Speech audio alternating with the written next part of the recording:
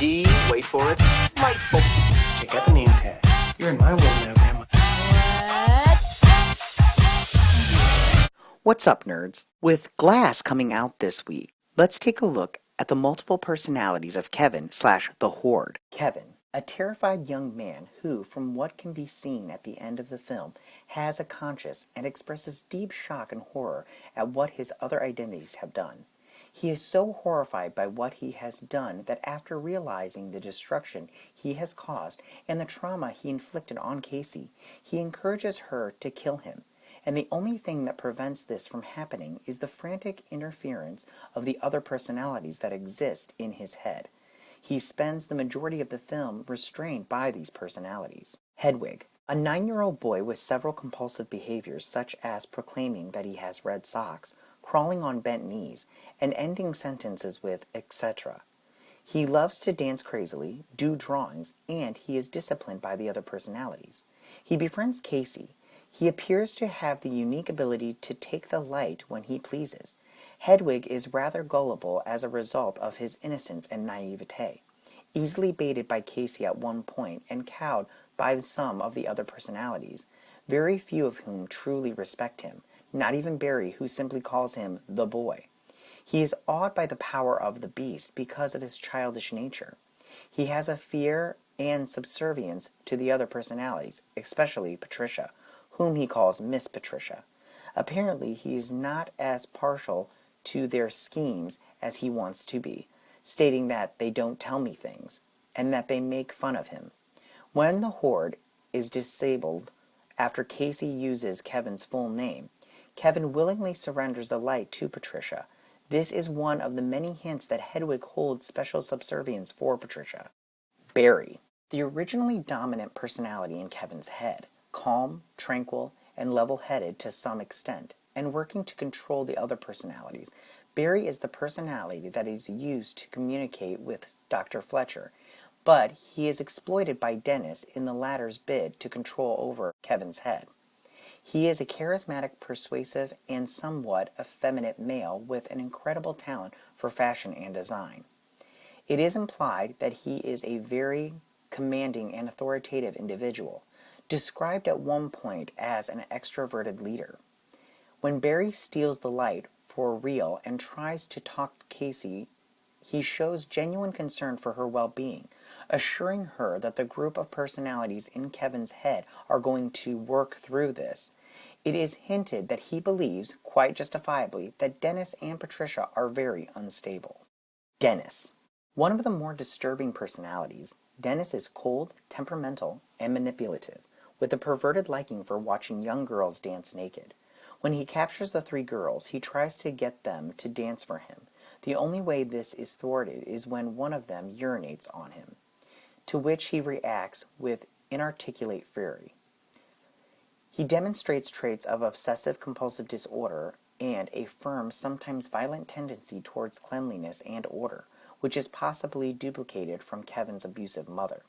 He admits to Dr. Fletcher that he thinks Kevin himself to be weak, and that the other personalities don't respect him, which to Dennis is a dismay. Dennis is devious and exploitative, being shown to have been masquerading as Barry since the very beginning of the film. However, Dennis's efforts to conceal himself aren't perfect, since he overextends himself in trying to convince Dr. Fletcher that he is Barry, and is unable to ultimately conceal his OCD. Patricia, a sophisticated, obsequious, orderly, and polite woman who has considerable command over some of the other personalities.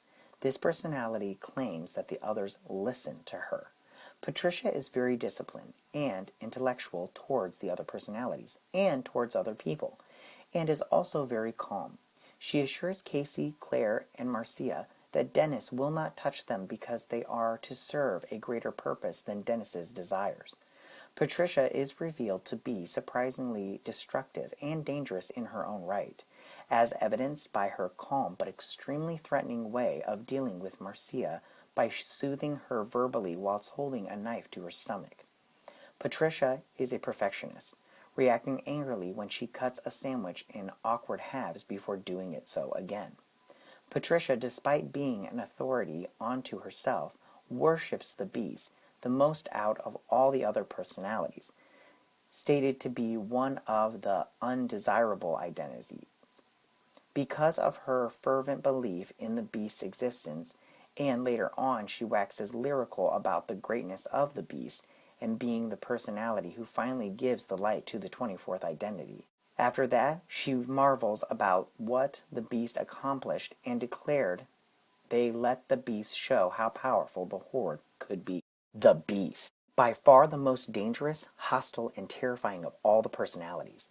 The beast is the 24th identity that resides in Kevin's mind.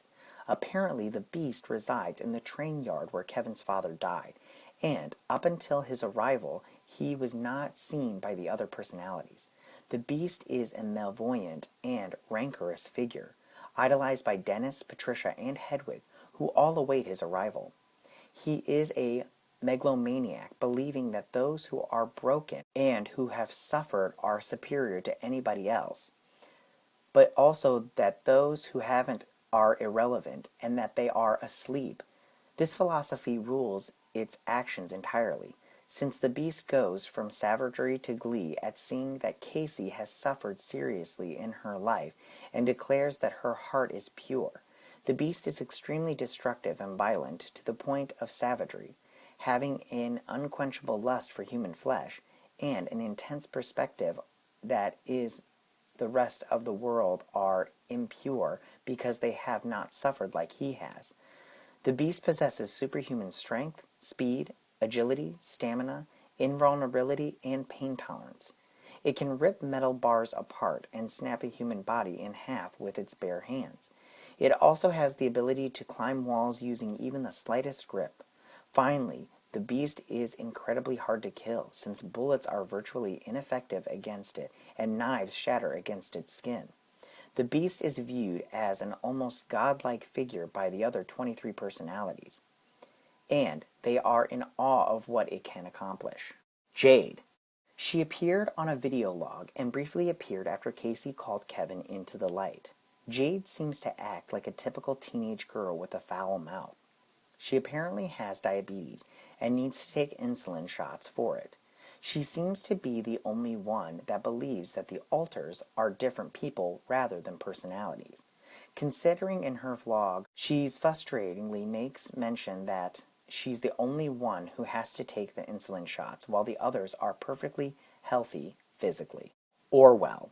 He appears briefly when Casey calls Kevin into the light.